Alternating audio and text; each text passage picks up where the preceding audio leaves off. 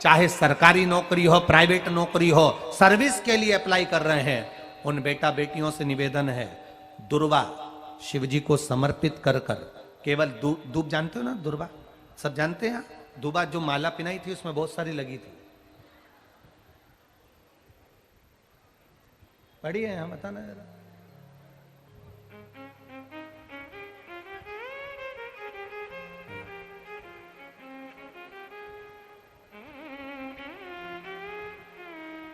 दुर्वा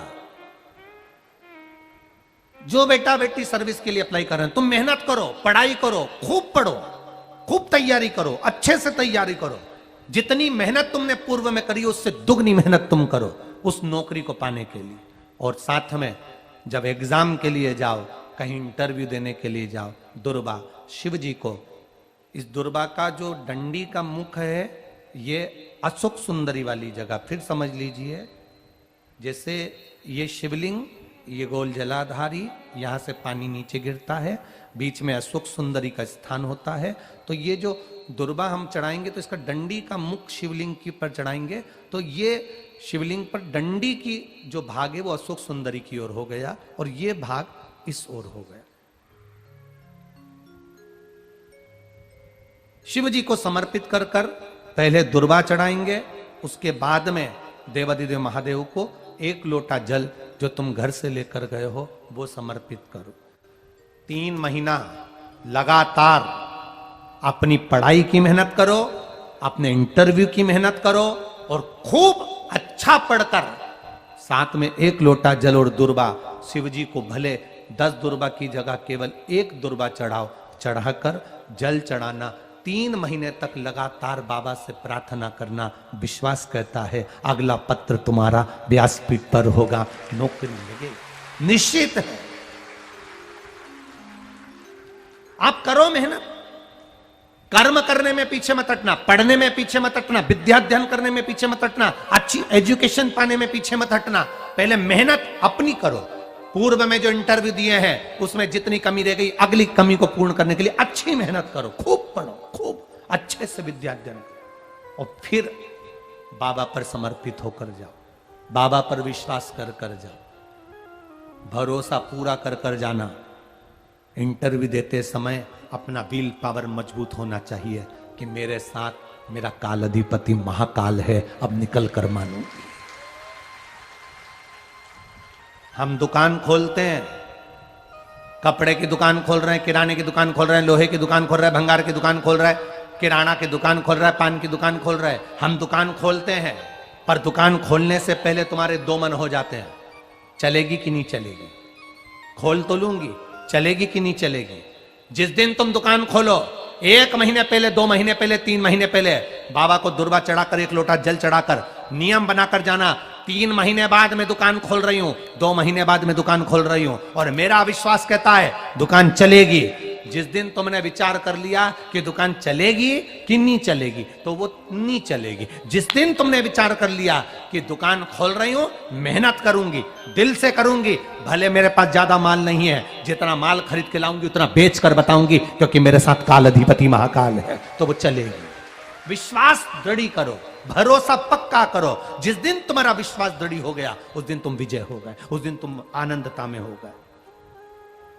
बच्चों का विल पावर कमजोर हो रहा है, दोस्त कह देते हैं सीए की पढ़ाई बहुत कठिन है, इंजीनियरिंग की पढ़ाई बहुत कठिन है, डॉक्टर की पढ़ाई बहुत कठिन है। साथ वाले ऐसे मत ढूंढना जो तुम्हारा विल पावर कमजोर कर दे। ये वाली फैक्ट्री खोलेंगे तो हो सकता है नुकसान हो जाए, इसलिए ये फैक्ट्री खोलने का मन नहीं हो रहा है। फैक्ट्री का सेटअप जम गया, सब कुछ जम गया और मालूम पड़े, विचार करा कौन चलाएगा, कैसे होगा, कैसे चलेगी, तो वो फैक्ट्री कभी नहीं चलेगी। तुमने सोच लिया कि अपने क्षेत्र में नहीं है, मेहनत करूंगा, 4 चांद लगाऊंगा, कहीं पर भी जाऊंगा पर जीत कर बताऊंगा, तो वो फैक्ट्री भी भग दौड़ेगी। निश्चितता है आपका विल पावर कमजोर नहीं होना चाहिए। आप कैसे कमजोर हो जाओ? शंकर भगवान का भक्त कभी कमजोर नहीं पड़ता, शिव का भक्त कभी कमजोर नहीं पड़ता। आप उतनी मेहनत पूर्ण करो। जिसके घर में 20 साल संतान नहीं हुई, जिसके घर में 10 साल संतान नहीं हुई, जिसके घर में 17 साल, 18 साल, 25 साल, 30 साल संतान नहीं हुई, डॉक्टरों ने कह दिया था औलाद नहीं होगी। चाहते तो विल पावर मजबूत हो जाता, कमजोर हो गया, विचार कर लिया संतान नहीं होगी, सब दूर दिखाया संतान नहीं होगी, आखिरी में तुमने विश्वास पक्का कर लिया कि टीवी पर कथा सुनी, शिव पुराण में कहा होगा। जब उसको भगवान ने 17 साल में संतान दी है, तो मुझे तो 4 साल शादी के हुए हैं, 5 साल हुए हैं, मेरा बाबा मेरी झोली भरेगा। बिल पावर मजबूत हुआ और बाबा ने औलाद दे दी।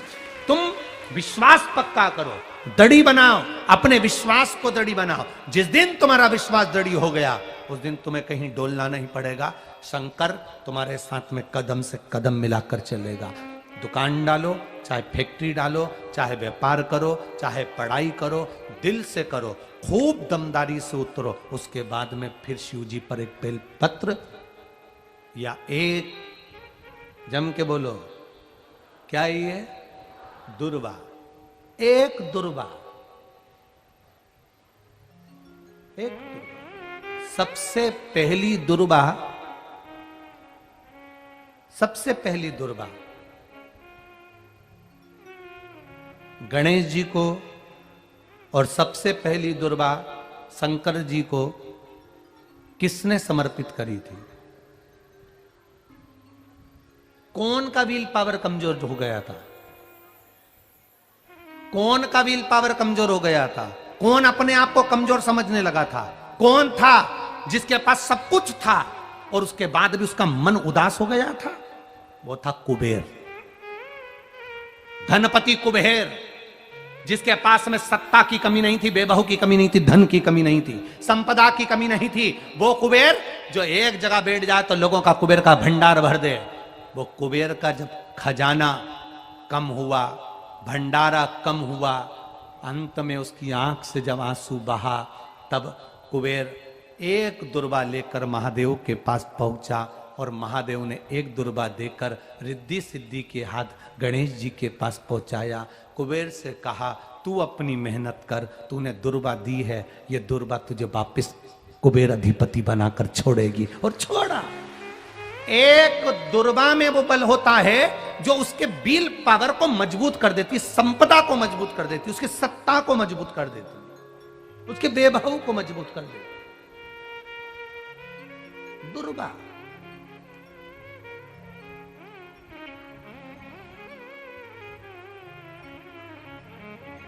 एक दुर्वा सहज नहीं होती महाराज। दुर्वा पीछे देखोगे तो डंडी एक है, देख रहे हो आप लोग?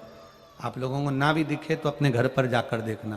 पीछे से देखोगे तो दुर्वा की डंडी एक है, आगे से देखोगे तो उसकी किनारियां 4-5 पत्तियां निकली हुई होती हैं। अर्थात एक रास्ता अगर दुर्वा का बंद होता है तो दूसरे रास्ते को दुर्वा खोल देती है, दूसरा बंद होता है तो तीसरे को खोल देती है, तीसरा बंद होता है तो चौथे को खोल देती है, चौथा बंद होता है तो 5वें को खोल देती है। दुर्वा में वो बल होता है जो महादेव को हम जब अशोक सुंदरी की ओर डंडी का मुख कर कर, पत्तियों का मुख इधर कर कर शिव को समर्पित कर कर, एक लोटा जल जब बाबा को हम समर्पित करते हैं दिल से, 3 महीना लगातार आनंद के साथ, हाँ बीच में रजो धर्म आ जाए तो आप लोग उस समय मंदिर में नहीं जाते, नहीं चढ़ाते, उस समय छोड़ दो, पर अपने भावों से बाबा को समर्पित करो। नवयुवक बेटे बेटियां भी शिवजी पर जल चढ़ाओ, करो शंकर का गुणगान। इस वर्ष देश और विदेश में 10th और 12th का एग्जाम बच्चों ने दिया और सबने महादेव पर विश्वास कर दिया। एक लोटा जल और एक बेलपत्री पर शहद लगाकर शंकर का स्मरण कर अपनी विद्या के साथ में दिया। और जिसने दिल से 10th 12th का एग्जाम दिया और बाबा पर भरोसा कर दिया, खूब मेहनत कर दिया, उनका रिजल्ट मेरे बाबा ने अच्छा बनाया और अच्छा दिया।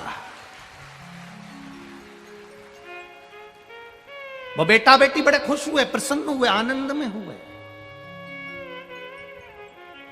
आनंदता थी। आपके बल को मत गिरने दो, आपके विश्वास को मत गिरने दो। विश्वास दृढ़ी रखिए, जितना दृढ़ी हो सकता है उतना रखिए। रोग आए गया, बीमारी आ गई, कोई बहुत बड़ी बीमारी घर में आ गई है, तकलीफ बढ़ गई है, विल पावर मत गिरने देना। आ गई ना बीमारी, आपको कथा में पहले कहा था, सबसे कठोर लोहा होता है, लोहे की तलवार बनती है, गुप्ती बनती है, बंदूक बनती है, तलवार से लोगों को मारा जाता है।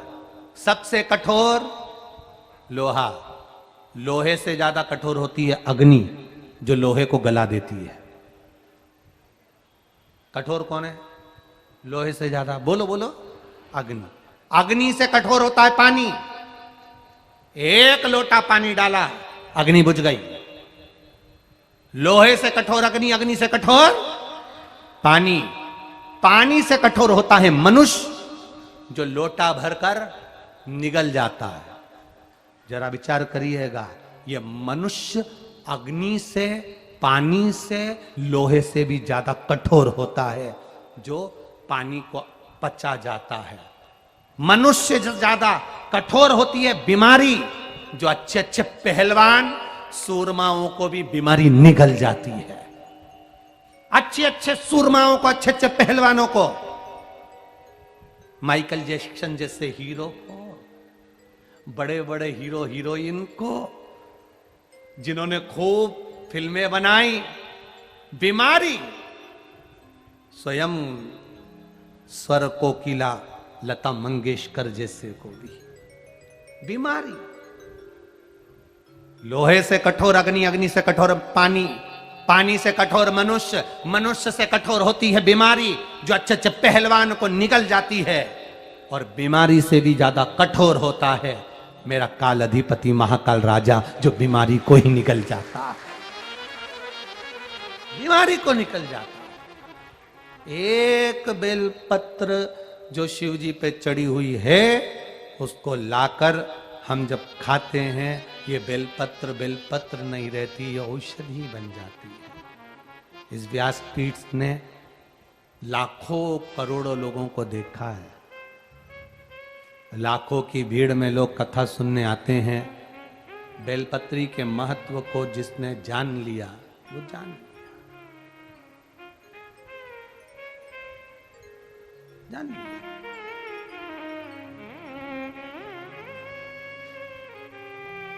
जिसने खाया उसको मालूम पड़ा।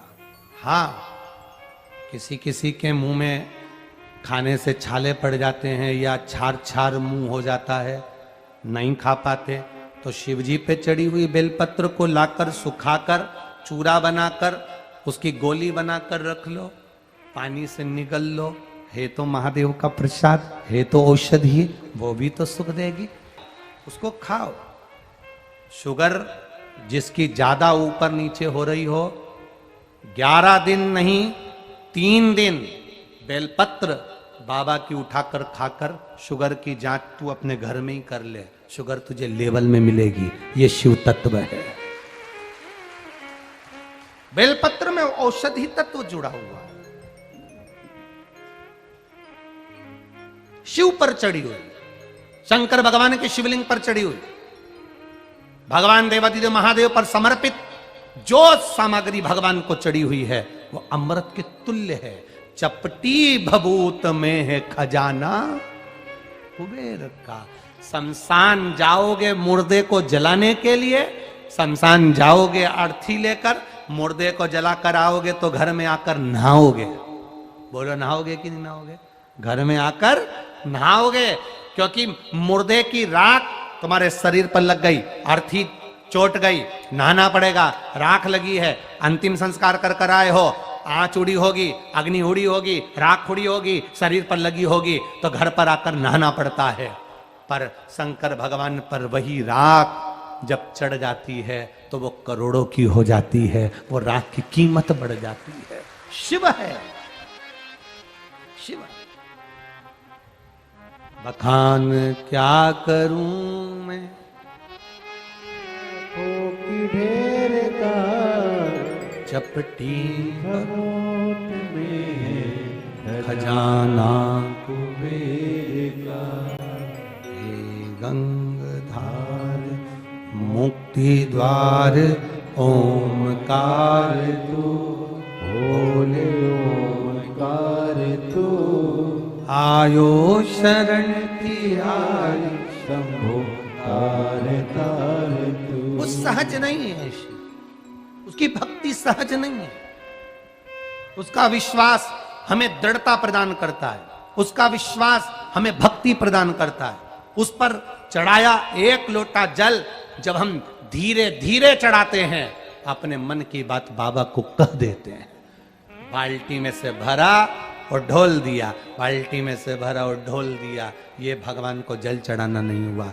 जल लोटा लेकर जब जाओ, धीरे धीरे समर्पित करते हुए। हम तो भाइयों से यहां तक कहेंगे, प्रयास करा करो, दुकान पर जा रहे हो, घर से धर्म पत्नी से एक पानी की बोतल ले लो स्वच्छ, उस बोतल को ले जाओ, मंदिर में जाकर लोटे में कूड़ कर अपने घर का जल शिव जी को चढ़ाकर फिर दुकान चले जाओ।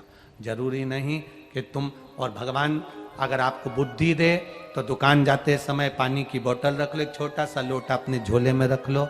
दुकान जाते हो तो सामान लेकर जाते ही हो, फाइल भी तो ले जाते हो, ये भी अपनी फाइल है। एक फाइल का हिसाब यहां टैक्स वालों को देना है और इस लोटे वाली फाइल का हिसाब उसको देना। ये समझो कि फाइल लेकर जा रहे हो। जिस बच्चे का होमवर्क पूरा नहीं होता, स्कूल जाने से वो बच्चा घबराता है। बोलो सही है कि गलत है?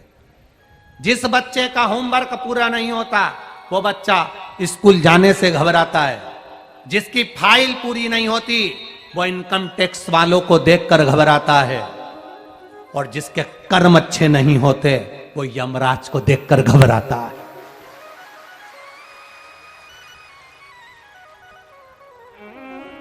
यमराज को देखकर वो घबराएगा जिसका कर्म अच्छा नहीं, जो भगवान की भक्ति में डूबा है, भजन में डूबा है, स्मरण में डूबा है, एक लोटा जल महादेव को चढ़ाता है, शंकर का गुणगान करता है, शिव महापुराण की कथा श्रवण करता है, मौत भी सामने आ जाए तो खुश होकर जाता है, मेरा महादेव आया है, चल मेरा महादेव आया है, चल। क्या करेगा? काल स्वयं राजा श्वेत के सामने यमराज खड़ा था उसको उठाने के लिए। शंकर भगवान ने कहा, कैसे उठा कर ले जाएगा रे? कबाड़े की दुकान का माल है क्या? ये शंकर का भगत है, शिव मंदिर के अंदर बैठा हुआ मेरा पूजन कर रहा है, कैसे ले जाएगा तू? राजा श्वेत को यमराज के दूत ले जाने लगे, यमदूतों को मार भगाया भगवान ने। यमदूत नीले पीले होकर यमराज के पास गए। यमराज ने अपनी बेटी मृत्यु देवी को भेजा, मृत्यु देवी टूटमान हो गई, मृत्यु को मार दिया। यमराज आया, उसको मार दिया। आखिरी में सूर्य नारायण भगवान विष्णु को लेकर आए। मेरे बेटे ने क्या बिगाड़ा था, इसका अंतिम समय था, इसलिए लेने आए थे। भगवान शंकर जी ने सूर्य देवता से कहा, ब्रह्मा ब्रह्म लोक में रहते हैं, बैकुंठ में भगवान विष्णु रहते हैं, मैं पृथ्वी पर रहता हूं, पृथ्वी पर मेरा घर है, मतलब पृथ्वी मेरा घर है। मेरी पृथ्वी पर अगर कोई आएगा, कुछ भी सामान उठा कर ले जाएगा तो ले जाने देंगे क्या? तुम्हारे घर में कोई आ जाए और तुम्हारा फ्रिज उठा के ले जाए, ले जान दोगी? अलमारी ले जाएगा, ले जान दोगी? तुम्हारी रकम ले जाएगा, ले जान दोगी? गैस का चूल्हा ले जाएगा, ले जान दोगी? तुम्हारे घर में घुसकर कोई तुम्हारा गैस ले जाए, सामान ले जाए, तुम ले जाने नहीं दोगे। भगवान शंकर कहते हैं, पृथ्वी मेरा घर है। यमराज को अगर किसी को लेने आना है तो पहले मुझसे पूछना पड़ेगा। मैं बोलूंगा कि ले जा तो ले जा, मेरा मन होगा भेजने का तो भेजूंगा, नहीं तो पड़ोसन को भेज दूंगा। तो मेरे ऊपर है, तुम कैसे ले जा सकते हो? बैकुंठ में कोई आएगा और बैकुंठ का सामान उठाकर ले जाकर तो भगवान विष्णु ले जान देंगे। ब्रह्मा जी के यहाँ जाओगे, ब्रह्मा जी के यहाँ का कोई सामान उठाकर ले जाओगे तो ब्रह्मा जी ले जान लेंगे। इंद्र के यहाँ जाओगे, इंद्र का कोई सामान ले जान देंगे तो ले जान दोगे? नहीं, ये पृथ्वी मेरी है, मैं मृत्यु लोक का स्वामी हूं, मेरा नाम शिव, मैं कैलाश अधिपति मृत्यु लोक पर रहता हूं। इसलिए तुम्हें अगर मृत्यु लोक में से किसी व्यक्ति को लेकर जाना है तो पहले मुझसे पूछना पड़ेगा। आगे से गलती नहीं होगी। भोलेनाथ, इनको जीवित कर दो। शिव जी ने जीवित कर दिया। अब जब भी आओ तो पूछ के आओ, इसलिए तुम्हें घबराने की जरूरत नहीं है रे। ये जितने शिव कथा सुन रहे हो, शंकर भगवान को एक लोटा जल चढ़ा रहे हो, शिव का गुणगान कर रहे हो, शिव भक्ति कर रहे हो, तुम्हें डरने की जरूरत नहीं है। तुम्हारे लिए जब जब यमराज आएगा, सबसे पहले तुम्हारे लिए महाकाल सामने आएगा, काल अधिपति आएगा, पूछेगा, तब लेकर जाएगा। जिसका होमवर्क पूरा नहीं होता उस बच्चे को स्कूल में जाने से डर लगता है। जिसकी फाइल कंप्लीट नहीं होती वो इनकम टैक्स वाले को देखकर भय लगता है, और जिसके कर्म अच्छे नहीं होते उसको यम को देखकर भय लगता है। जो भजन करने वाला होता है वो तो कहता है तेरी जब मर्जी आए तब आ जा। इनकम टैक्स की फाइल कंप्लीट है तो टैक्स वाला कभी भी आ जा। जिस बच्चे का होमवर्क पूरा है तो स्कूल में टीचर कभी भी आ जा, मेरा तो होमवर्क कंप्लीट, मुझे क्या करना। उसी तरह अपना भजन कंप्लीट रखो, जब आएगा तब देखा जाएगा। अपना कीर्तन कंप्लीट रखो, अपना नाम स्मरण कंप्लीट रखो। श्री शिवाय नमस्तुभ्यम जपते रहो, गुणगान करते रहो, फ्री समय मिले मुख से बोलते रहो श्री शिवाय नमस्तुभ्यम जपो। अपने जीवन में एक काम जरूर करो, किसी शंकर के मंदिर में जाओ, वहां पर भी लिख दो सारी समस्या का हल, एक लोटा जल। किसी शंकर जी के मंदिर में लिख दो श्री शिवाय नमस्तुभ्यम, छोटा सा बैनर बनाकर मंदिरों में लगवा दो, ये भी एक पुण्य का कार्य होगा। बोल बम का नारा है, बाबा एक सहारा है, लोग मंदिर आएंगे, पढ़ेंगे, हर समस्या का हल एक लोटा जल है, मैं शिव को चढ़ाऊंगा, मेरी समस्या भी मिटेगी। बोल बम का नारा, बाबा के सहारे जीऊंगा, समस्या समाप्त होगी। दुनिया के सहारे मत जियो, उसके सहारे जियो, पार लगा देगा। एक दुर्बा और एक लोटा, जम के बोलो जल, बहुत। अगले कागज में नंबर तुम्हारा है। जितने नवयुवक लड़का लड़कियां, जितने नवयुवक बच्चे सुन रहे हैं, दिल से पढ़ाई करो, मेहनत करो, और बाबा को एक दुर्बा और एक लोटा जल समर्पित करो। प्रकृति और प्रवृत्ति दोनों अलग अलग है। प्रकृति और प्रवृत्ति दोनों अलग है। प्रकृति से मनुष्य मनुष्य जैसा दिखता है, प्रकृति से आप और हम मनुष्य जैसे नजर आते हैं, प्रकृति से आप मनुष्य नजर आते हो, मानव नजर आते हो, पर किसी किसी व्यक्ति की प्रवृत्ति ऐसी हो जाती है कि वो मानव का शरीर प्रकृति से तो रहता है पर प्रवृत्ति से नहीं हो पाता, उसमें राक्षसी प्रवृत्ति आ जाती है। प्रकृति और प्रवृत्ति ये दोनों अलग अलग है। प्रकृति और प्रवृत्ति में अंतर है। प्रकृति से मनुष्य मनुष्य नजर आ रहा है, प्रकृति से मानव मानव नजर आ रहा है, पर उसके अंदर की जो प्रवृत्ति है, उसके भीतर की जो प्रवृत्ति है, उस प्रवृत्ति से किसी किसी की प्रवृत्ति होती है एकदम तेज चिल्लाकर बोलना, किसी की प्रवृत्ति होती है कि एकदम खाने को दौड़ना, किसी की प्रवृत्ति होती है कि चुप होकर कमरे में बैठ जाना, किसी की प्रवृत्ति होती है बाद में निंदा करना, किसी की प्रवृत्ति होती है अटारी पर चढ़कर चिल्लाना, किसी की प्रवृत्ति होती है अपने कमरे में बैठकर रो लेना। तो प्रकृति से तो तुम मनुष्य हो, प्रकृति से तो तुम मानव हो, पर प्रवृत्ति, हम अगर जरा जरा सी बात में चिल्ला कर दौड़ रहे हैं, हम जरा जरा सी बात में खाने को दौड़ रहे हैं, तो ये हमारी शेर जैसी प्रवृत्ति है, श्वान जैसी प्रवृत्ति। हम चुपचाप होकर अगर अपने कमरे में जाकर बैठ रहे हैं तो ये हमारी चूहे जैसी प्रवृत्ति है। प्रकृति से मनुष्य हो सकता है, प्रकृति से मानव हो सकता है, पर प्रवृत्ति से हम कुछ और बन जाते हैं। कभी कभी हमारे को क्रोध, कभी कभी हमारे को अपशब्द कोई कहता है, गुस्सा आता है, आड़ा टेढ़ा कह जाता है, तो हमारी प्रवृत्ति बदल जाती है। परशु महापुराण की कथा कहती है,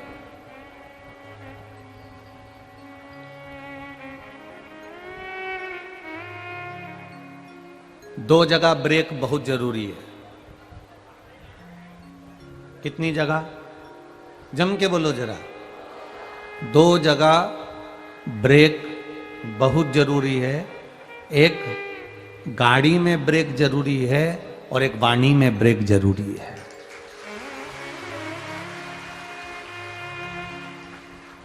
दो जगह पर ब्रेक बहुत जरूरी है। एक गाड़ी में ब्रेक जरूरी है और एक वाणी में ब्रेक जरूरी है। गाड़ी में ब्रेक नहीं होगा तो एक्सीडेंट हो जाएगा और नुकसान तुम्हारा भी होगा और सामने वाले का भी होगा। वाणी में अगर ब्रेक नहीं होगा तो नुकसान हो जाएगा, तुम्हारा भी होगा और सामने वाले का भी होगा। इसलिए गाड़ी में भी ब्रेक हो और वाणी में भी ब्रेक हो, बहुत जरूरी है।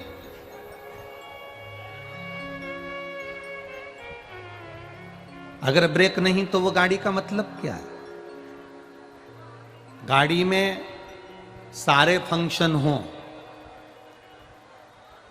गाड़ी में सब कुछ हो, एसी भी हो, पावर विंडो भी हो, क्लच भी हो, स्टीयरिंग भी हो, खिड़कियां भी हो, दरवाजे भी हो, आगे बम्पर भी लगा हो, नेम प्लेट भी लगी हो, गाड़ी में सब कुछ हो और अगर ब्रेक नहीं हो तो गाड़ी किसी काम की है क्या? बोलो, जम के बोलो जरा। नहीं। गाड़ी में सब कुछ हो और ब्रेक ना हो तो गाड़ी किसी काम की नहीं रहती। उसी तरह तुम सुंदर भी बहुत हो, तुम्हारे नयन भी बड़े सुंदर हैं, तुम्हारे श्रवण शक्ति भी सुंदर है, तुम्हारे केश भी बड़े सुंदर हैं, तुम्हारी नख भी बड़े सुंदर हैं, तुम्हारी उंगलियां भी बड़ी सुंदर हैं, तुम्हारे चरण भी बड़े सुंदर हैं, तुम्हारे कपड़े भी बड़े सुंदर हैं, तुम्हारे नेत्र भी बड़े सुंदर हैं, तुम्हारे दांत भी बड़े सुंदर हैं, सब कुछ सुंदर है। पर अगर तुम्हारी वाणी सुंदर नहीं है तो तुम किसी काम के हो क्या? किसी काम का।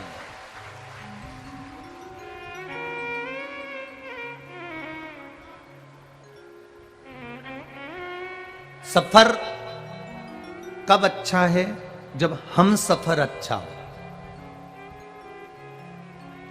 सफर कब तक अच्छा लगता है? जब हम सफर अच्छा हो। खेतान जी, यहां लोग बड़ी दूर दूर से कथा सुनने के लिए, केवल इंडिया के नहीं, नेपाल के भी पूरे ना जाने कौन कौन से प्रदेश से यहां आए हुए। इनको ये लोग 7 दिन पंडाल में रहते हैं। आपने धर्मशाला करी, बहुत सारी धर्मशालाएं आपने करी, होटलें भी करी, पर उन धर्मशालाओं में ये लोग नहीं सोए। ये धर्मशाला में नहीं गए, ये पंडाल में ही सोते हैं। भूमि पर दरी बिछा लेते हैं, कम्बल ओढ़ लेते हैं, सो लेते हैं। कोई आता है, भोजन देता है, पा लेते हैं। नहीं मिला तो भी शिव नाम लेकर भगवती स्मरण में डूबे रहते हैं।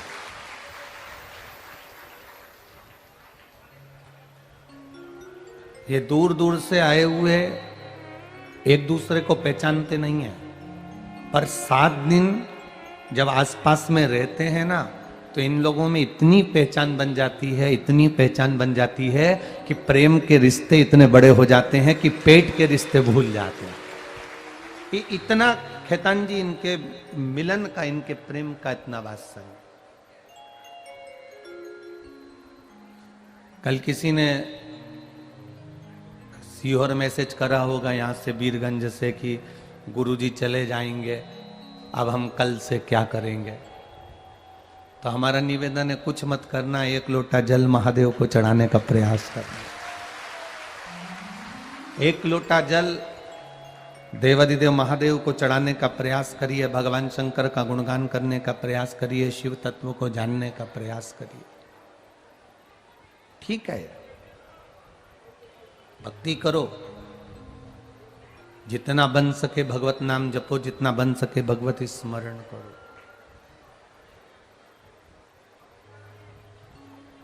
सफर तब अच्छा है जब हम सफर अच्छा हो।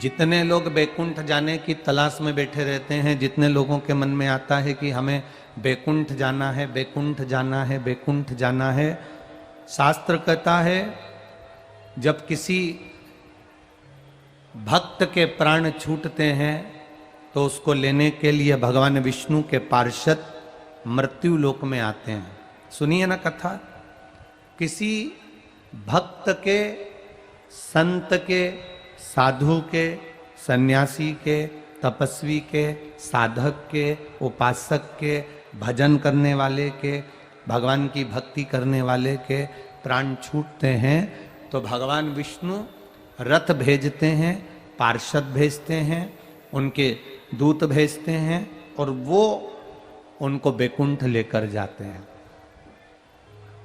जो व्यक्ति पाप करता है उसके लिए यमदूत आते हैं, यमलोक से उसको लेकर जाते हैं।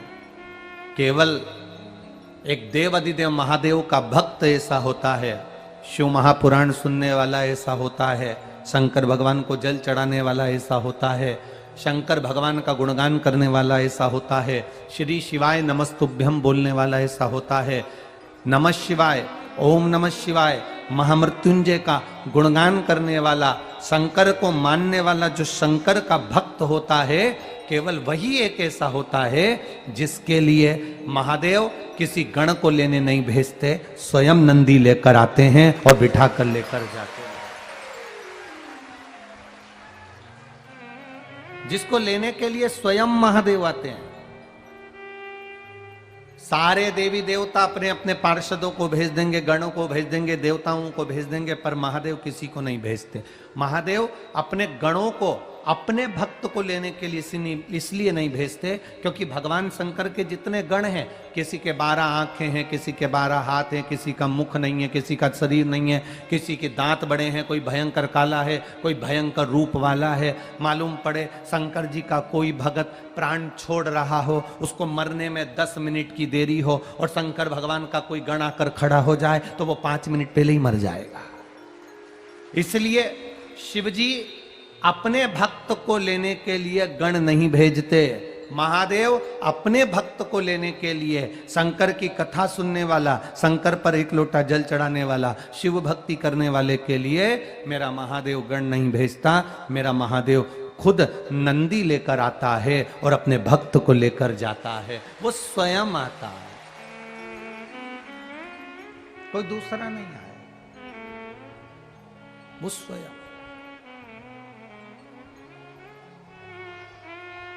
वो स्वयं पहुंचता है, वो स्वयं आता है और स्वयं आकर अपने भक्त को स्वयं लेकर जाता है। दुख काटने के लिए, दुख काटने के लिए मेरा महादेव किसी को नहीं भेजता, खुद आता है। मेरे भक्त को दुख आया, मेरे भक्त को तकलीफ आई तो उसका दुख मैं काटूंगा, उसको तकलीफ में मिटाऊंगा। उसका एक नाम है महामृत्युंजय। क्या नाम है? महामृत्युंजय।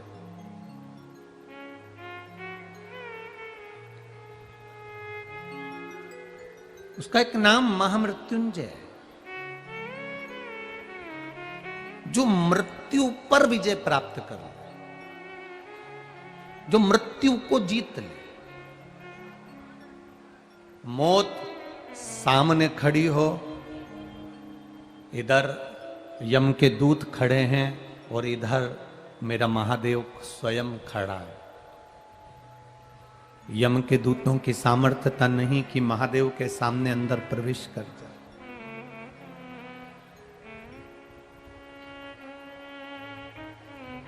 कल कथा सुन रहे थे गजासुर की। गजासुर के पेट में भगवान शंकर बैठे हुए थे, पर किसी देवता की सामर्थ्यता नहीं कि गजासुर से युद्ध लड़ लें। भगवान विष्णु भी गजासुर के सामने गए तो गाले का रूप रख कर गए, बंसी बजाते हुए गए, नंदी को नचाते हुए गए, पर युद्ध करने नहीं गए। क्यों? क्योंकि शंकर का गुणगान करने वाला, शंकर का भजन करने वाला। इधर लंका में रावण है और भगवान राम युद्ध करने के लिए जा रहे हैं। रामेश्वर धाम की स्थापना भगवान राम जी ने क्यों करी? भगवान राम जी को क्या पड़ा था कि शंकर भगवान के शिवलिंग की स्थापना करी, पूजन करी, अर्चना करी, रामेश्वर धाम की स्थापना करी? उसका कारण क्या था? भगवान राम को मालूम था जिस रावण को मैं मारने जा रहा हूं, ये रावण शंकर का परम भक्त है। शंकर के परम भक्त को छूने से पहले महादेव की आज्ञा होना जरूरी है। तो इसलिए मैं महादेव की आज्ञा ले लूं, महादेव का भजन कर लूं, इसके बाद लंकाधिपति रावण से मिलने के लिए जाऊंगा। शंकर भगवान की आराधना करी, शिव जी प्रसन्न हुए, प्रकट हुए। राम जी से भगवान शंकर जी ने पूछा आपको क्या चाहिए? राम जी ने कहा मैं वन में विचरण कर रहा हूं, अपनी अर्धांगिनी को लेने के लिए, अपनी धर्मपत्नी को लेने के लिए, जानकी को लेने के लिए, सीता को लेने के लिए हूं, सीता जी को लेने आया हूं। पर सामने जो युद्ध करेगा मेरे, वो आपका परम भक्त लंकाधिपति रावण है। आप बताओ मैं करूं तो करूं क्या? एक तरफ आपका भक्त है और दूसरी तरफ ये आपका दास है, आप कहोगे मैं वो कर लूंगा। शंकर भगवान ने कहा रावण को तुम मारने के लिए जाओ, मना नहीं, मना नहीं है। मैंने रावण को बार बार कहा था तूने सब कुछ मांग लिया, और कुछ मांगना रह गया हो तो मांग ले।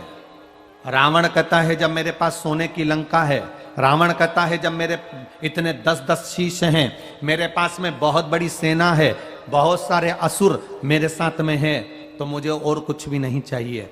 भगवान शंकर जी कहते हैं राम, मैंने रावण से कहा था जब तेरे प्राण छूटेंगे हो सकता है तुझे मेरी जरूरत पड़ जाए।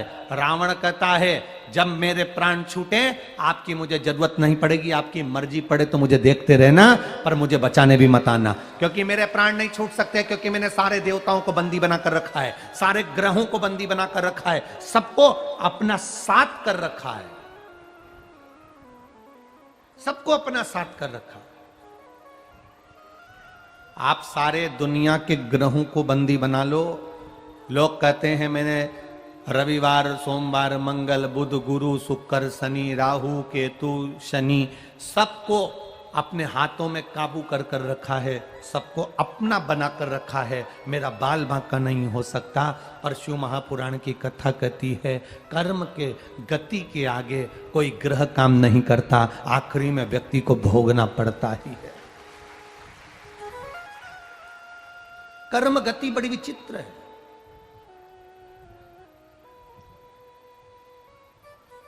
मत बुरे कर्म कर बंदे वरना पछताएगा, भगवान की आंखों से तू बच नहीं पाएगा, तू बच नहीं पाएगा। अरे ओ अज्ञानी मत करना नादानी, तेरे कर्म का फल भी तू ही पाएगा, जैसा किया तूने तेरे आगे आएगा। मत बुरे कर्म कर बंदे वरना पछताएगा, भगवान की आंखों से तू बच नहीं पाएगा, तू बच नहीं पाएगा। कर्म गति बड़ी विचित्र है। इस कर्म गति के आगे सब ठीक है, सब ठीक है। जाओ, मैंने रावण से कहा था तुझे कुछ चाहिए हो तो बोल, रावण ने मना कर दिया। जब रावण ने मना कर दिया तो फिर जरूरत क्या, जाइए। जो गलत करे उसके साथ में गलत होता ही है, जो अच्छा करे उसके साथ अच्छा होता ही है। जाओ। रावण के पास में धन, वैभव, सत्ता इतनी हो गई थी, रावण के पास में धन, वैभव, सत्ता इतनी हो गई थी, इतनी धन, इतना वैभव, इतनी सत्ता रावण के पास हो गई थी कि रावण की वाणी बिगड़ गई थी। वाणी में ब्रेक नहीं था। दो जगह पर ब्रेक की जरूरत होती है, गाड़ी में और वाणी में। रावण के पास में जब धन आ गया, सोने की लंका आ गई, परिवार बढ़ गया, कुटुंब बढ़ गया, खूब वैभव बढ़ गया, सारे ग्रह उसने बंदी बना लिए, देवताओं पर आक्रमण कर दिया, सारी सत्ता उसके पास में आ गई, तो उसकी वाणी बिगड़ गई। वाणी में ब्रेक नहीं रहा। सगे भाई को लात मार कर निकाल दिया, अपने नाना का अपमान कर दिया, ब्राह्मण संत गुरुजन का अपमान में लग गया, और आखिरी में हुआ क्या? जिसकी वाणी में ब्रेक नहीं होता उसकी गति बड़ी बुरी होती है महाराज, बड़ी बुरी। ब्रेक नहीं था वाणी की। श्रेष्ठता की वाणी नहीं बोल पाए। अभी कथा में कहा, गाड़ी में पावर विंडो है, वाणी में गाड़ी के अंदर स्टीयरिंग है, कांच है, बम्पर है, सीट कवर है, क्लच है, सब कुछ है, पर गाड़ी में अगर ब्रेक नहीं तो किसी काम का नहीं। आप बहुत सुंदर हो, आपकी हेयर स्टाइल बड़ी सुंदर है, आपका शरीर बड़ा सुंदर है, पर आपकी वाणी मीठी नहीं है, आप अच्छा बोलना नहीं जानते, आप किसी का आदर करना नहीं जानते, आप किसी का सत्कार करना नहीं जानते, आप किसी को मान सम्मान देना नहीं जानते, तो फिर आपका वो शरीर किस काम का? सफर तब अच्छा है जब हम सफर अच्छा हो। मालूम पड़े जो तुम्हारे साथ सफर कर रही है वो दिखने में तो सुंदर है, पर बोलने में ऐसी बोलती कि सारा घर डोलता, तो क्या मतलब का ऐसा सफर?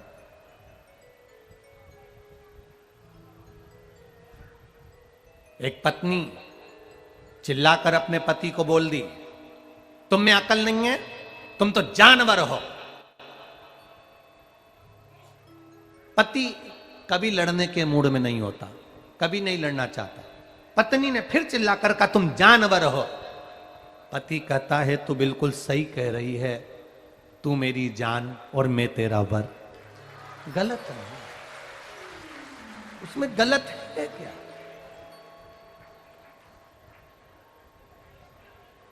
अब बहुत सुंदर दिख भी रहे हो, बहुत सुंदर तुम लग भी रहे हो, तुमने सफर करने के लिए मठरी भी बना ली, समोसा भी बना लिया, कचौड़ी भी बना ली, खुरमे भी बना लिए, ठेहुआ भी बना लिया,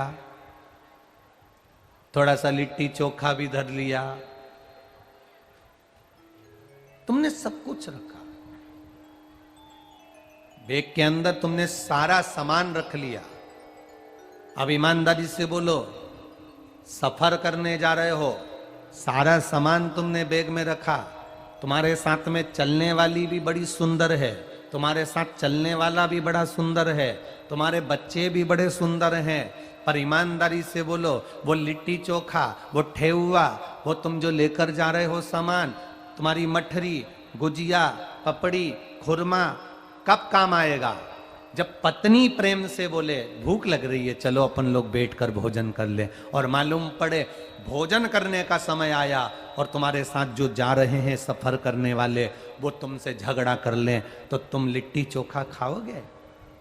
ठेहुआ खाओगे? कुछ खाने का मन करेगा? नहीं। साथ में जो जा रहा था उसने इतना विवाद कर दिया, इतना विवाद कर दिया कि मन खाने में नहीं लगा, पूरा सफर बिगड़ गया। फिर मन में सोच रहे हो, इससे तो नी आती, बोलो बोलो जम के, नी आती तो अच्छा था, कहां इनके चक्कर में आ गई, कहां मैं इसको लेकर आ गया। बस आपस में, सफर लंबा है, हम सफर अच्छा होना चाहिए। और हम सफर का मतलब ये नहीं होता कि सुंदर हो, हम सफर का मतलब होता है जिसकी वाणी में मिठास हो और हृदय कोमल हो, वो हम सफर। क्या काम का? किसी किसी के यहाँ ठेहुआ बनता है गुड़ का, जानते हो ना आप लोग? हम जानते हो? वो आटे में गुड़ मिला के, शक्कर मिला के, आटे के अंदर पानी में पहले गुड़ घोल लेते हैं, शक्कर घोल लेते हैं, फिर आटे में डाल डालकर उसको उसन के गोल बनाकर घी में तलते हैं। क्या बोलते हैं उसको? है ठेहुआ, पुआ।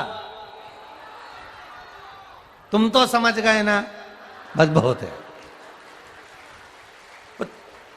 तुम्हारे चक्कर में हमारा ठेहुआ निकल जाए सो का मतलब है। तुम समझ जाओ, बहुत है वो।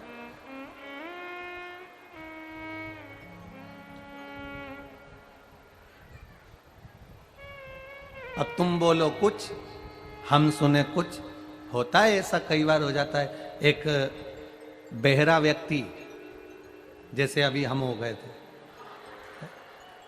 एक बहरा व्यक्ति, कुछ सुनाई नहीं दे, उसने अपने लड़के से कहा, मेरा दोस्त हॉस्पिटल में बीमार पड़ा है, एक बार मिला ला, अंतिम सांसें चल रही है, ले चल।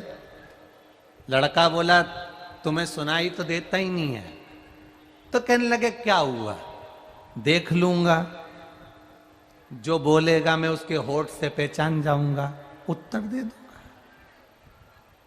तुम्हें सुनाई तो देता ही नहीं है। पिताजी ने छोरे से कहा, ले चल, मैं तेरे हाथ जोड़ूं, मेरा पहचान वाला है, बहुत परिचित, पुराना है, रिश्तेदार है, ले चल। चलो, गाड़ी में बिठा कर ले गए।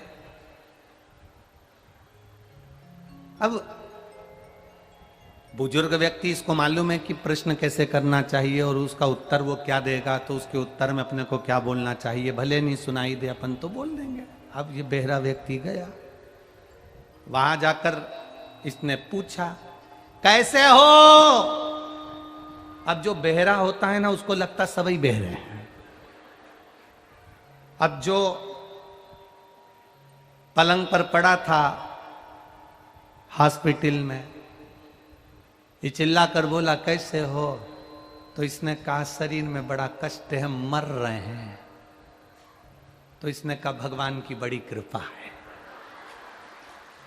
बड़ी कृपा।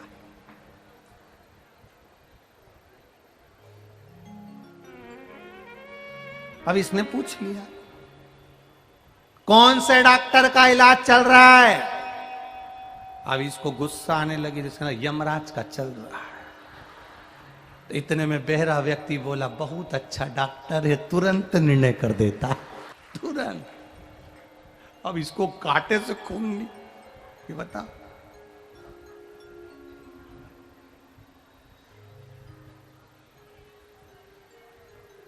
कौन सी दवाई दी है खाने के लिए? तो इसने कह दिया, भाटा दिया है। इतने में ये बोला, सुबह शाम खाते रहो, खाते।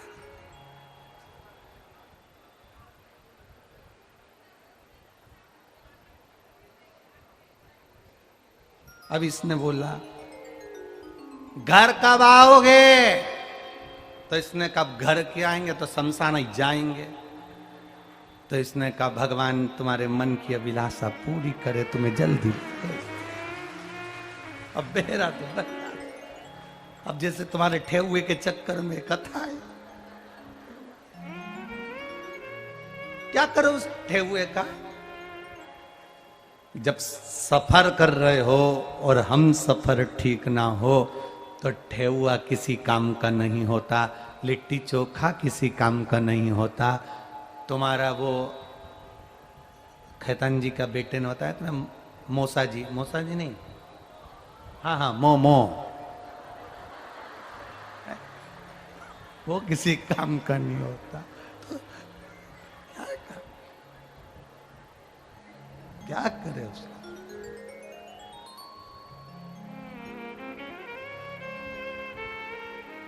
सज धज के जिस दिन मौत की शहजादी आएगी, ना सोना काम आएगा ना चांदी आएगी।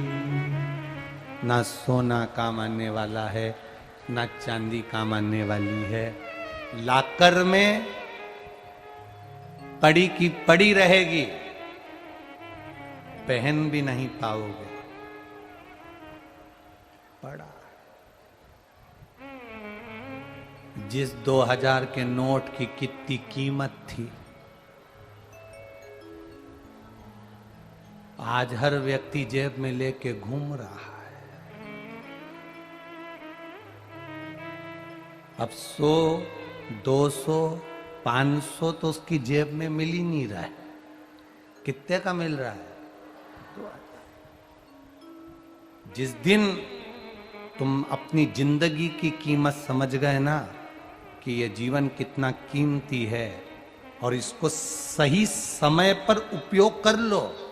जो तुम्हारी जेब में 2000 का नोट रखा हुआ है, इसकी कीमत तुम सही समय पर समझ जाते और ये 2000 का नोट जो तुमने रख रखा था, इससे कुछ अच्छा पहले ही खरीद के लिए आते हैं तो आज चलाने का चक्कर नहीं आता कि इसको कहां देकर आओ।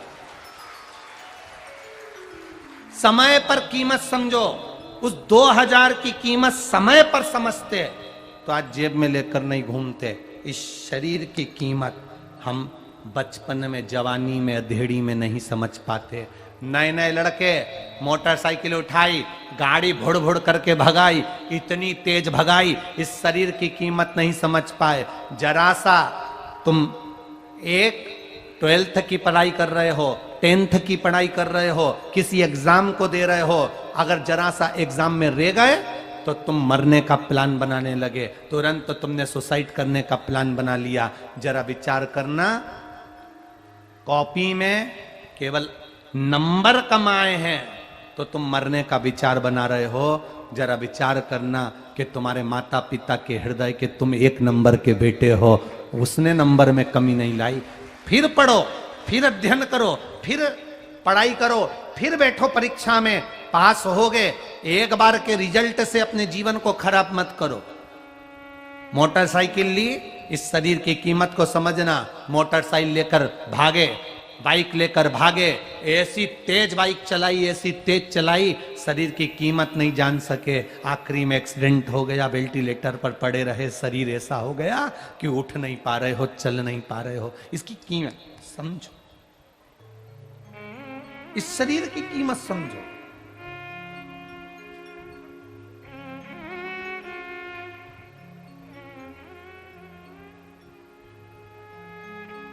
जिस दिन शरीर की कीमत समझ गए, उस दिन जीवन का सबसे बड़ा मोल तत्व आप जान जाओगे और भगवान की भक्ति में डूब जाओगे।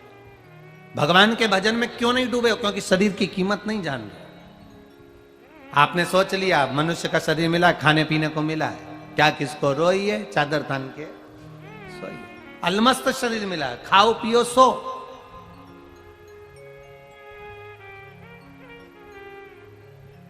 नेपाल में सरकार की ओर से 1 दिन की छुट्टी मिलती है हफ्ते में, जिस दिन दुकानें भी बंद रहती है, सरकार के गवर्नमेंट के ऑफिस भी बंद रहते हैं। कौन सा दिन है? शनिवार। इंडिया में, भारत में 1 दिन की छुट्टी मिलती है, जिस दिन सरकारी कामकाज बंद रहते हैं, दुकानें बंद रहती है। कौन सा दिन है? रविवार। सरकार को क्या पड़ा कि तुम्हें 1 दिन की छुट्टी दे? सरकार को क्या पड़ा कि तुम 1 दिन की दुकान बंद करते हो? छुट्टी काहे के लिए देती है सरकार? छुट्टी क्यों मिलती है? दुकान क्यों 1 दिन के लिए बंद करते हो? केवल कई लोग सोचते हैं छुट्टी इसलिए मिली है कि दिन भर खाओ और सो।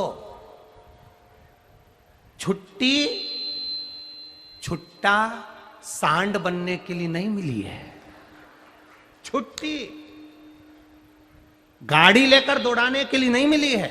छुट्टी मदिरा की दुकान पर जाने के लिए नहीं मिली है। छुट्टी गलत व्यसन करने के लिए नहीं मिली है। छुट्टी इसलिए दी, 6 दिन तुमने सरकार के लिए काम करा तो हमने तनख्वाह दी, एक दिन तुम उस परमात्मा के लिए काम करना तो वो तुम्हारे को जिंदगी देगा।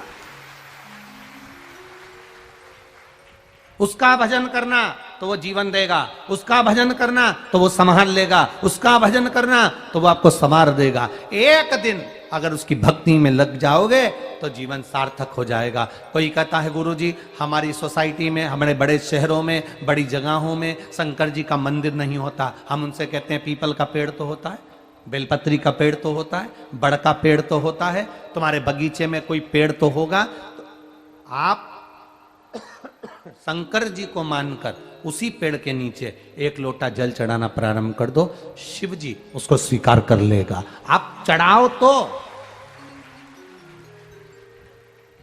शिव उसको स्वीकार कर लेगा। अगर आपके गांव में, नगर में, शहर में, मोहल्ले में, कॉलोनी में कहीं पर मंदिर नहीं तो पेड़ के नीचे एक लोटा जल चढ़ाओ। उस वृक्ष के नीचे जब आप एक लोटा जल चढ़ाओगे, वो वृक्ष जब हरा भरा होगा, वो छाया देगा पथिक को। पथिक को जब छाया मिलेगी तो आशीर्वाद आपको मिलेगा, कुछ ना कुछ लाभ आपको मिलेगा, आपका जीवन सार्थक होगा। आप जिस महादेव के नाम से जल चढ़ाओगे उस महादेव को प्राप्त होगा। ये कथा डोलेश्वर महादेव की कथा चल रही है, तो डोलेश्वर महादेव जहां पर भी बैठे हैं वो इस कथा को सुन रहे होंगे, ये मेरा विश्वास करता है। जहां होंगे वहां कथा सुन रहे होंगे, जहां बैठे होंगे वहां कथा का रस तत्व ग्रहण कर रहे होंगे। शिव महापुराण की कथा तो यहां तक कहती है कि जिस जगह पर शिव पुराण की कथा होती है उस जगह पर 33 कोटि देवी देवता, जितने लोग कथा सुनने बैठते हैं उनके रूप में 33 कोटि देवी देवता आकर कथा का रस तत्व ग्रहण करते हैं। तो कोई शिव तत्व साधारण तो नहीं है।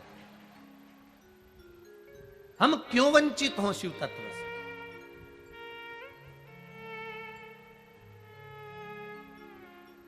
अरे भजन भोले बाबा का करते रहोगे तो संसार सागर से तरते रहोगे। आप भगवान का भजन करते रहोगे, स्मरण करते रहोगे, भगवत भक्ति में डूबते रहोगे तो वो तुम्हें संभाल लेगा, वो तुम्हें संभाल लेगा।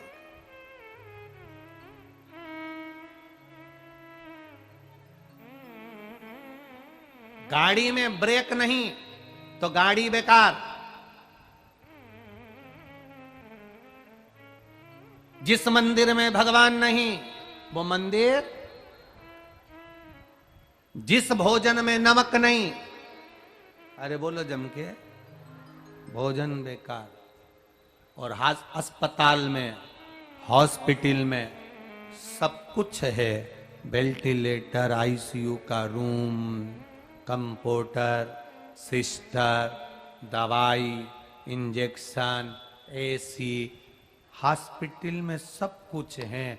जिस हॉस्पिटल में डॉक्टर नहीं वो हॉस्पिटल बेकार। गाड़ी में ब्रेक नहीं तो गाड़ी बेकार है, हॉस्पिटल में डॉक्टर नहीं तो हॉस्पिटल बेकार है, मंदिर में भगवान नहीं तो मंदिर बेकार है, भोजन में, थाली में नमक नहीं, सब्जी में, रोटी में, चावल में, दाल में नमक नहीं तो भोजन बेकार है। उसी तरह इस शरीर के माध्यम से भगवान का भजन नहीं तो ये शरीर बेकार है, इसका कोई तत्व नहीं। नमक बिना भोजन बुरा, बेकार। डॉक्टर बिना हॉस्पिटल, ब्रेक बिना गाड़ी बेकार, और भजन बिना, बोलो बोलो जम के, शरीर बेकार। शरीर की मूलता शिव तत्व है।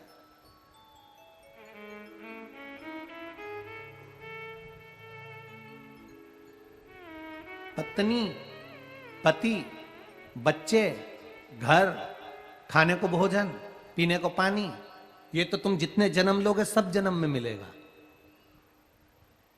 कुत्ता बन के पैदा हो गए तो भी मिलेगी धर्म पत्नी, बच्चे भी मिलेंगे, घर भी मिलेगा, खाने को अन्न भी मिलेगा, पानी भी मिलेगा।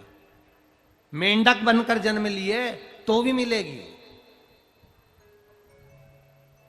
पत्ते बच्चे भी होंगे, रहने को भोजन पानी सब मिलेगा।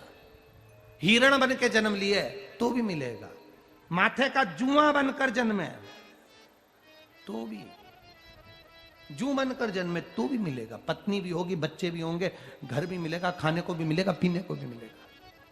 मछली बनकर जन्मे तो भी मिलेगा, मगर बनकर जन्मे तो भी मिलेगा, कीड़े बनकर जन्मे तो भी मिलेगा। तुम जितने जन्म लोगे, हर जन्म में पत्नी मिलेगी, बच्चे मिलेंगे, परिवार मिलेगा, खाने को मिलेगा, पीने को मिलेगा, सब कुछ मिलेगा, पर हर जन्म में शिव महापुराण की कथा नहीं मिलेगी। जन्म केवल मनुष्य का है जिसमें शिव तत्व मिला है। केवल एक जन्म ऐसा है जिसमें हम भगवान की भक्ति कर सकते हैं। केवल एक जन्म ऐसा है जिसमें हम भगवान का नाम ले सकते हैं, भगवत गुणगान कर सकते हैं, भगवत स्मरण कर सकते हैं। वो केवल एक मानव का देह है, उसके सिवा कुछ नहीं।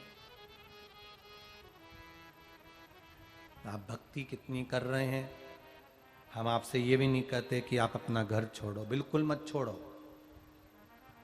किसी को देखकर घर मत छोड़ना कि वो भगवान बन गए, संत बन गए, तो उनको देखकर हम भी संत बन जाए, बिल्कुल मत बनो। तुम तो दोनों टाइम खूब चरो, डनलप के गद्दे पे सो, खूब एंजॉय की जिंदगी जियो, मना नहीं है, खूब अच्छे से रहो।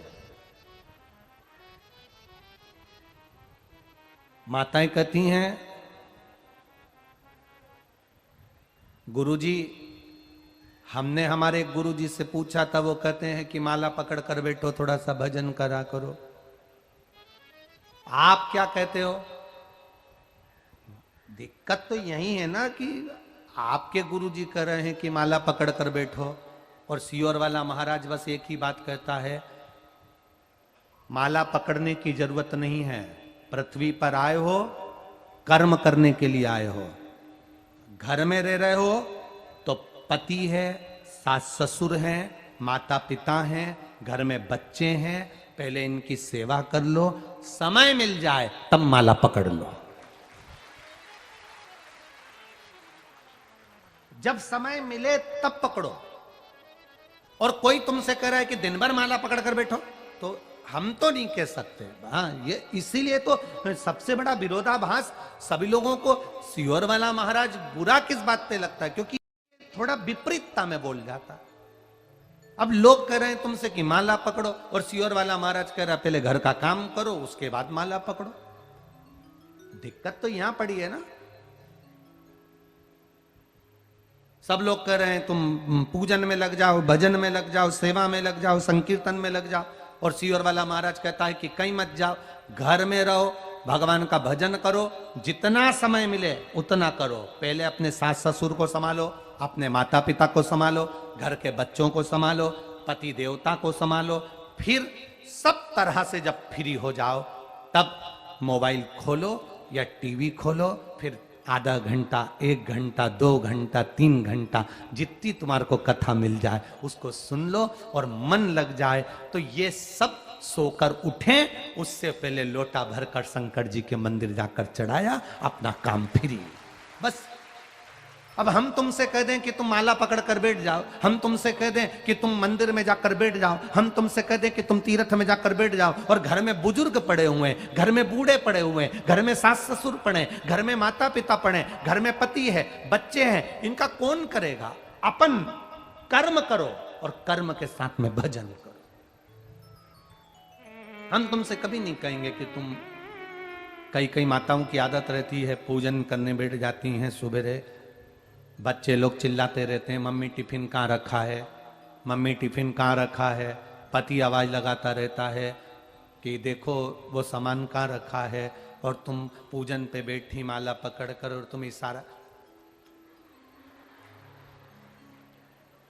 बच्चे पीछे से आवाज लगा, मम्मी टिफिन।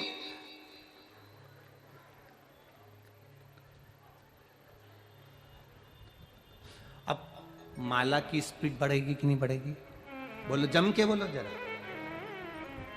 अब तुम्हारा मन माला में लगा है, ईमानदारी से बोलना रे, लगा है माला में। अब बच्चा करे टिफिन,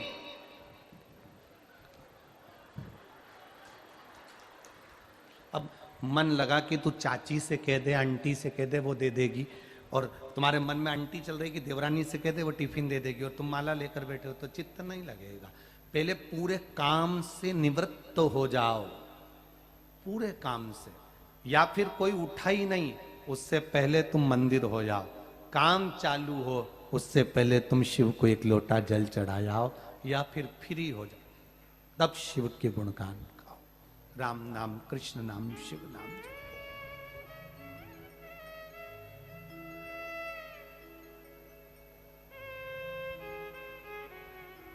काम करते रहो, नाम जपते रहो। माला पकड़कर बैठ गए और चित्त ना लगे सो काम। कई लोगों की आदत रहती है, हनुमान चालीसा का पाठ कर रहे हैं, पत्नी ने कह दिया पति से हनुमान चालीसा का पाठ कर दिया जाया करो, हनुमान चालीसा पढ़कर जाया करो, तो वो बाथरूम में गया, पहला डब्बा पानी का डाला, तब से चालू करा श्री गुरु चरण सरोज रज बोधीन तन जान कुमार अष्ट सिद्धि नवनीति दाता ज्ञान का राम चंद्र और राजा राम को बाबा ज्ञान को देवी राम का जय चंद्र।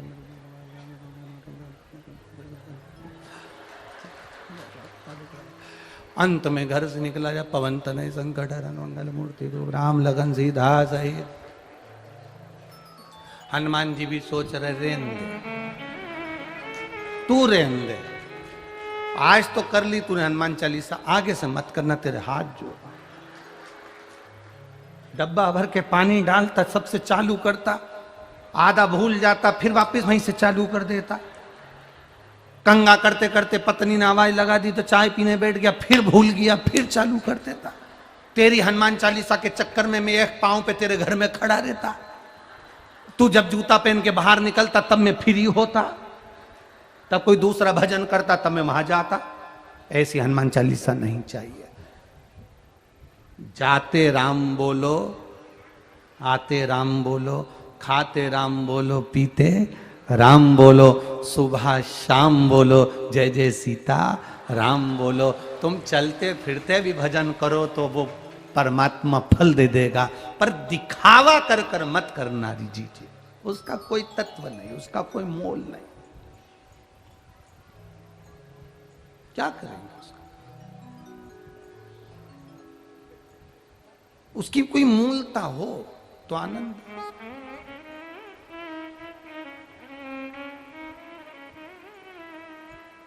परिवार वाले चिढ़ रहे हैं, कह रहे हैं, क्या करा जाए, परंतु वो इष्टता नहीं, इष्टता नहीं। शिव तत्व को जानो।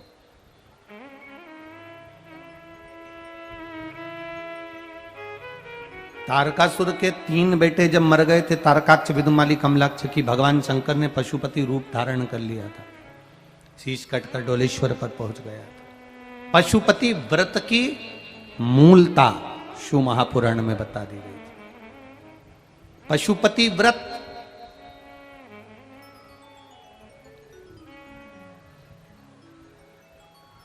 पांच सोमवार का ये व्रत होता है। बीच में अगर तुम्हारा कोई काम अड़ गया, रजोधर्म आ गया, कोई व्रत तुम्हारा पड़ गया, छठ पड़ गई, तीज पड़ गई, चतुर्थी पड़ गई, एकादशी पड़ गई, या तुम कोई व्रत करते हो वो उस दिन पड़ गया, तो उस व्रत को छोड़कर अगले व्रत को गिना जाता। सुबह पूजन की थाली लेकर मंदिर में जाते हैं, भगवान का अभिषेक पूजन करते हैं, थाली लेकर वापिस आ जाते हैं, उस थाली को अपने घर में रख लेते हैं। उसी थाली को शाम के समय फिर वापिस मंदिर में लेकर जाते हैं, उसमें 6 दिए रख कर ले जाते हैं घी के। प्रसाद एक कटोरे में जिसमें भी लग कर ले जाना है, 3 हिस्से मंदिर के अंदर उसके करे जाते हैं। दियों को मंदिर में जमीन पर नीचे रखा जाता है, 6 दियों को। प्रसाद के 3 हिस्से कर दिए जाते हैं, शिव जी की पूजन कर दी जाती है। पूजन कर कर प्रसाद के 2 हिस्से मंदिर में रख दिए जाते हैं, जो कागज ले गए, 2 नहीं ले गए, पात्र ले गए, उसमें 2 हिस्से वहीं छोड़ दिए जाते हैं। 1 हिस्सा थाली में रख लिया जाता है। 5 दिए जो जलाए हैं वो वहीं रखे रहने दो। एक दिया जमीन पर से वापिस उठा लो, जिसको जलाया नहीं है उसको थाली में रख लो। शंकर भगवान से प्रार्थना करो, बाबा आज मेरा पहला पशुपति व्रत है, भोलेनाथ आप स्वीकार करना। मेरे मन की कामना ये है बाबा, जिसके कारण मैंने ये व्रत किया है। व्रत का बोल कर, दिया लेकर, प्रसाद का एक हिस्सा लेकर, थाली लेकर वापिस अपने घर पर आओ। घर के दरवाजे में जब अंदर प्रवेश करो, सीधे हाथ की ओर बाहर घर के बैठ जाओ, घर की ओर मुख करो और सीधे हाथ की ओर बैठकर घर की ओर मुख कर कर वहीं पर छठे नंबर का जो दिया लेकर आई हो उसको जला लो। बाबा से यहाँ प्रार्थना कर लो, भोलेनाथ मेरा कार्य ये है, इसको सफल करना। घर में प्रवेश कर जाओ। भोजन करते समय सबसे पहले जो प्रसाद का एक हिस्सा तुम मंदिर से लाई हो, पहले उसको भोजन के समय पर पहले उसको खाओ, इसके बाद फिर भोजन करो। अपने प्रसाद के हिस्से में से किसी को प्रसाद नहीं देना। प्रसाद भगवान के मंदिर में जब बनाकर लेकर जाओ, कढ़ैया में, भगोनी में उतना ही प्रसाद बनाना जितना प्रसाद मंदिर जाएगा। आप एक कटोरा भरकर ले गए और थोड़ा सा कढ़ैया में छोड़ दिया तो आपका व्रत सफल नहीं हो पाएगा। प्रसाद उतना ही बनाना, अगर ज्यादा बना है तो ज्यादा ले जाना पड़ेगा, कम बना है कम ले जाना पड़ेगा। प्रसाद कढ़ैया में, पात्र में छूटना नहीं चाहिए। जो शंकर जी के लिए बनाया है तुमने, उतना की उतना पूरा लेकर जाना पड़ेगा। ये नहीं कि मैं बच्चों के लिए थोड़ा बना के छोड़ जाऊं, बच्चों के लिए थोड़ा घर वालों के लिए बनाकर छोड़ जाऊं ना, जितना बनाए सारा लेकर जाना पड़ेगा। इसलिए उतना बनाओ जितना तुम्हें मंदिर में ले जाना। पात्र खाली होना चाहिए, तब उसको लेकर जाओ। 3 हिस्से करो, 2 हिस्से मंदिर में रखकर 1 हिस्सा लाओ। 4 व्रत पूरे हो जाएं, 5वां व्रत रहे। बाबा से विनती करते हुए 108 चावल के दाने, मूंग के दाने या फूल या पंखड़ी या बेलपत्र आदि जो भी आप बाबा को 108 चढ़ाना चाहें वो ले जाओ। एक श्रीफल, कुछ भेंट साथ में लेकर जाओ। भगवान को नमन कर कर भाव के साथ में ध्यान देना। जो 108 सामग्री ले गए हो वो भगवान को समर्पित करो। नारियल और भेंट 11 रुपए, 21 रुपए, 51 रुपए जो भी तुम लेकर गए हो, वो जो जलाधारी है, जलाधारी का मतलब होता है ये जहां पर शिव जी का शिवलिंग रखा है, ये जलाधारी, ये जल, नारियल, भेंट इस जलाधारी पर कभी नहीं रखना चाहिए। जो नारियल भेंट जलाधारी पर रखते हैं उनकी भी कामना पूर्ण नहीं होती। ये नारियल भेंट या जो भी फल है, फ्रूट्स है, वो इस जलाधारी पर नहीं, जमीन पर रखो। पर इस जलाधारी पर जहां भगवान शंकर का शिवलिंग रखा है, गोल जलाधारी, वहां पर उसको नहीं रखना। कई लोग यहां दिया रख देते हैं, जलाकर दीप रख देते हैं, ये गलत है, भगवान उसको स्वीकार नहीं करता। छठा 5वां व्रत भी ऐसे ही करो और बाबा से विनय करो, पशुपति नाथ से विनती करो। पशुपति व्रत एक ऐसे व्रत हैं जो नारी, पुरुष, बच्चा, बूढ़ा जो करता है उसकी मनोकामना भोलेनाथ पूर्ण जरूर करते हैं, ये निश्चित है। अगर पति पत्नी दोनों व्रत कर रहे हैं, कभी कभी किसी का व्यापार नहीं चलता या नौकरी नहीं लगती या किसी कार्य के कारणवश, तो पति पत्नी दोनों व्रत करते हैं, एक साथ करते हैं, उन दोनों की थाली अलग जाएगी, दोनों का प्रसाद अलग जाएगा, दोनों के दिए अलग जाएंगे और दोनों अपने अपने प्रसाद को अलग से पाएंगे, एक थाली लगकर नहीं जाएगी। मां और बेटा कर रहे हैं तो भी थाली 2 ही जाएगी, बेटी और मां कर रही है तो भी थाली 2 ही जाएगी। प्रसाद के हिस्से 2 थाली ले जाने का मतलब होता है प्रसाद जो बनाकर लेकर गए हो उसके 3 हिस्से होना चाहिए। अगर माँ और बेटा एक ही थाली लेकर गए तो प्रसाद जो आएगा वो 1 हिस्सा आएगा, 1 हिस्सा वापस आएगा तो उसमें से 2 भाग फिर हो जाएंगे, तो उसका फल नहीं मिलता। इसलिए पूजन करने वाला अगर 2 व्रत कर रहे हैं, 3 व्रत कर रहे हैं, कोई घर के 3 लोग, देवरानी जेठानी सब मिलकर व्रत कर, सबकी थाली अलग है, सास बहू कर रहे हैं उनकी थालियां अलग जाएंगी। पशुपति व्रत है, जिस कामना से हम करते हैं बाबा उसको स्वीकार करता है। और भारत के नहीं, देश विदेश में रहने, मेरा विश्वास कहता है नेपाल के भी कई लोगों ने इस व्रत को करा होगा, ये विश्वास मेरा कहता है। देश विदेश में रहने वाले प्रत्येक सनातनी भाई बहन इस व्रत को करते हैं और मनवांछित फल मेरा भोलेनाथ पशुपतिनाथ प्रदान करता ही करता है। कई लोग उसको गुनगुनाते रहते हैं, जय पशुपतिनाथ हरे, स्वामी जय पशुपतिनाथ हरे, भक्त जनों के संकट दास जनों के संकट क्षण में दूर करे, जय पशुपतिनाथ हरे, जो ध्यावे फल पावे, कष्ट मिटे तन का, स्वामी कष्ट मिटे तन का। भगवान पशुपतिनाथ का स्मरण करना।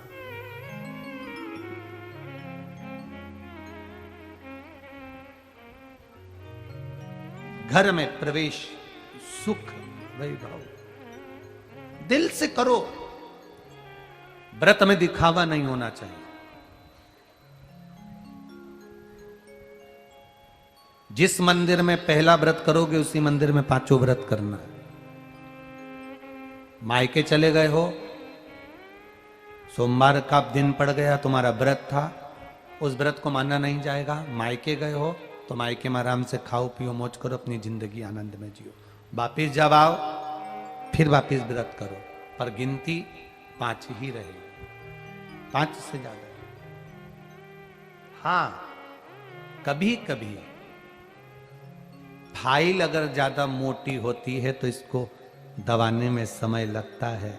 कभी कभी 3 महीना इंतजार करा, व्रत करा और पूर्ण नहीं हुआ, समझ लेना कुछ ना कुछ बाबा को बुलाने में कमी रह गई होगी, कहीं अहंकार आ गया होगा, प्रसाद बनाते समय कुछ भूल हो गई होगी, दिया मंदिर में भूली आई होंगी, या कुछ कारण हो गया होगा, कुछ ना कुछ हुआ है।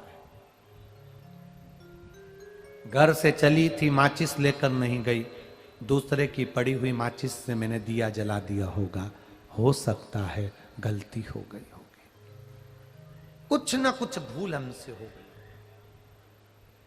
अपने दीप को प्रज्वलित करने के लिए अपने घर की माचिस लेकर जाइए, अपनी घर की बात।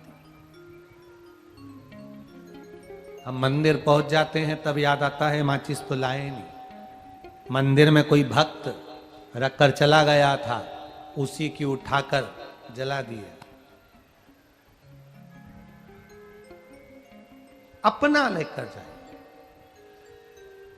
शिव महापुराण की कथा यहां तक कहती है, मंदिर में जल चढ़ाने जाओ तो अपने घर से जल लेकर जाओ। मंदिर में तो बाल्टी भरकर रखा रहता है, लोटा भी रखा रहता है, कलश भी रखा रहता है। मंदिर का पानी भरकर, मंदिर की बाल्टी में से जल भरकर शंकर भगवान को नहलाना सरल है। अपने घर से जल लेकर जब जाओगे तो घर का वास्तु दोष, घर का पितृ दोष और घर का काल सर्प दोष तीनों उस लोटे के माध्यम से जाएगा और शिव को समर्पित होगा।